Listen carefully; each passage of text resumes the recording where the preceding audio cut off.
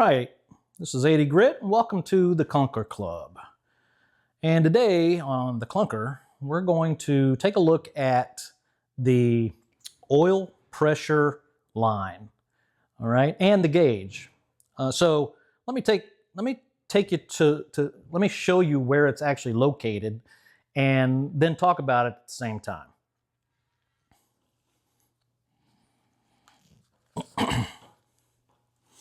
All right, so if you look at the distributor, which is right there, the oil pressure line is right in between, right here in this copper line. You see that copper line right there? Just pay attention to the copper line. You see where that's located? Let me try to get it into focus. There we go. There it is right there. All right, you see where and how that's connected to the engine. And it's located right kind of underneath the distributor cap. And this wire right here is also kind of in the way when you're trying to change it. This actually goes to the transmission.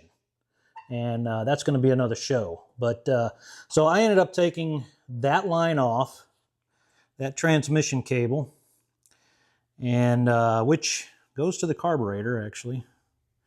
All right, and a distributor just to get this oil pressure line off of the engine. The problem is this engine pressure line goes through the firewall. If we can just follow this, all right, that's where it goes through the firewall. And it goes to a oil pressure sensor. So the problem is that the oil runs through the line. And I cut the line and I tried to replace the line. I searched high and low on the internet, couldn't find a thing. Finally, I talked to somebody who knew what they were doing. And they said, you got to buy the gauge because the gauge actually comes with the copper tube and the fitting. All right. So I did that and it fit. So I'm going to show you what I bought. And if we look inside the Chevelle, which as everyone knows now, I gutted this Chevelle.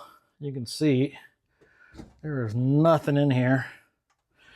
All right, and if you look right above the accelerator pedal, you're gonna see the copper wire. See that copper wire coming through? That wire actually goes to a gauge in your dashboard. And it's pretty long. You see how long that is? It's pretty long. What gauge does it go to? This is the gauge I had to buy. I just went to Advanced Auto, the phenomenal people at Advanced Auto in my local area told me to purchase this. This is the actual gauge. All right. And let me show you the back of this gauge and how it connects. So remember, the copper wire came with this.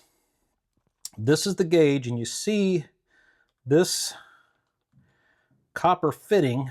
That's where the other end of the copper tube fits. And that's all there is. It's simple.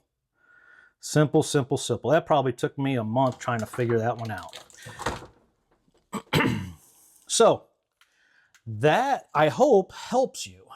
And if you have any comments, questions, remarks, please add them to the comments. Subscribe to the page. We're walking through this Chevelle step by step. All right. And I'd love to have you join me and help me out with it. I will talk to you soon. Clunker Club.